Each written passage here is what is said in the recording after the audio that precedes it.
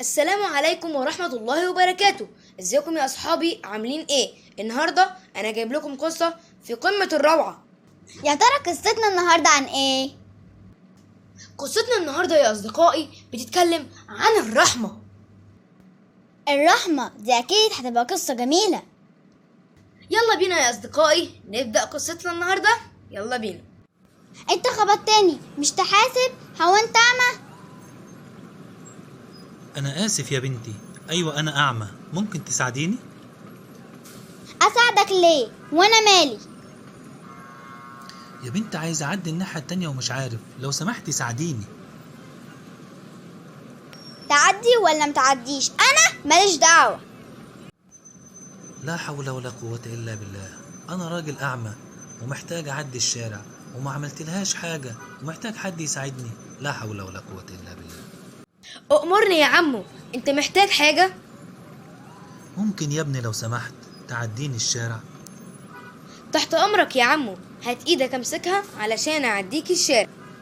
حضرتك عايز تروح الرصيف التاني بس ولا عايز تروح فين؟ حضرتك ممكن تقولي انت عايز تروح فين وانا اوديك. لا يا ابني شكرا، عديني الشارع ووديني على الرصيف التاني وقعدني في أي حتة وكده يبقى كتر خيرك. مع السلامة يا عمو، اشوف وشك على خير. ربنا يبارك لك يا ابني. ايه ده؟ الله، دي في قطة هناك اهي، اروح اضربها واغلس عليها عمال ما الاتوبيس يجي.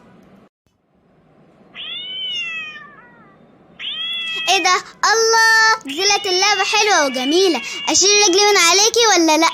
اقولك لا، ده طلع صوتك حلو وجميل. لو سمحتي ما ينفعش كده القطة ممكن تموت. مالكش دعوة، انا بلعب بيها وانا حرة.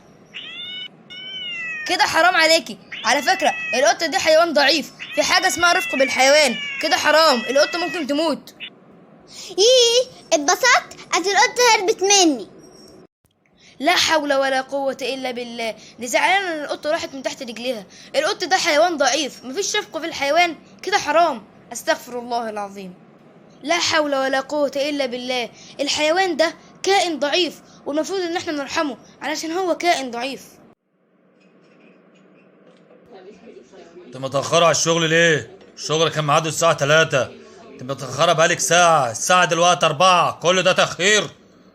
انا اسفة والله يا باشا، مش هتتكرر تاني، انا اسفة. لا طبعا، الشغل مش تحت أمرك، مالكيش شغل تاني عندي، اتفضلي امشي.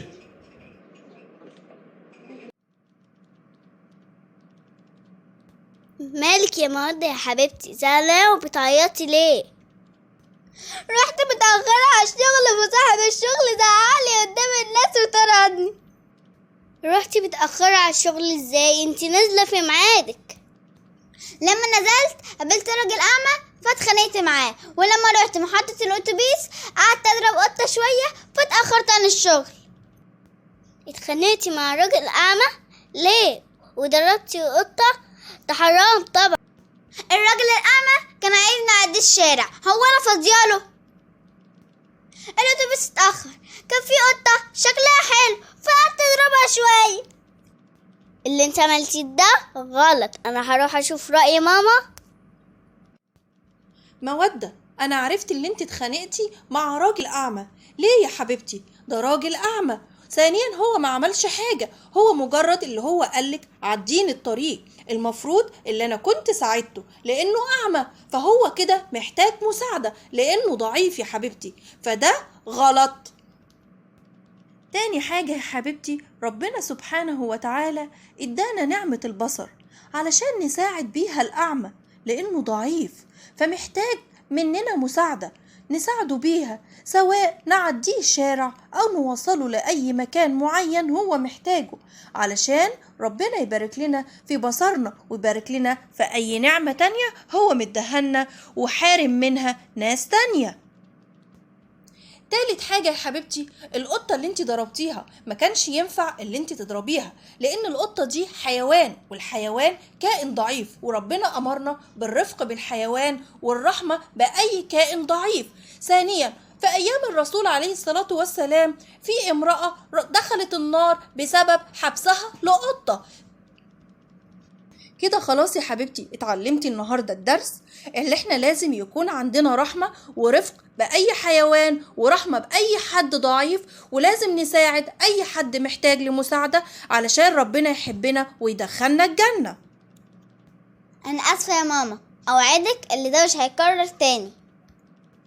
انا كده عرفت صاحب الشغل طردني من الشغل ليه، علشان ربنا بيعاقبني. أنا محتاج أعدي الشارع، ممكن أي حد يعديني الشارع لو سمحتوا؟ انا ممكن اعديك، ممكن قبل ما اعديك اقول لحضرتك حاجة؟ طبعا، اتفضلي يا بنتي. انا البنت الوحشة اللي اتخانقت معاك امبارح، انا عايزة اقول لحضرتك انا اسفة. خلاص يا حبيبتي، أنا مش زعلان منك، حصل خير.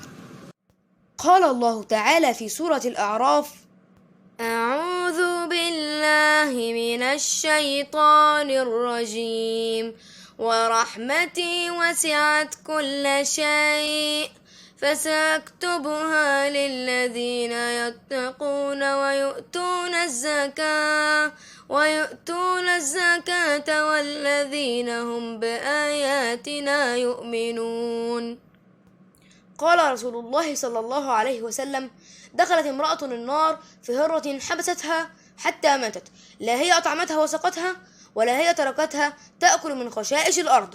صدق رسول الله صلى الله عليه وسلم.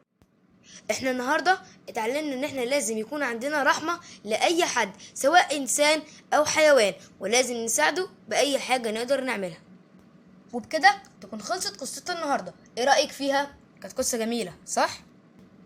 ايوه، كانت قصة جميلة واستفدنا منها حاجات كتيرة جدا. كده انت في حاجة لازم تعملها قبل ما تمشي الفيديو، لازم انك تضغط لايك للفيديو وتشترك في القناة وتفعل زر الجرس عشان يوصلك كل الفيديوهات الجديدة. ولو انت لسه مشتركتش في صفحة الفيسبوك هتلاقي اللينك بتاعها في الوصف اسفل الفيديو.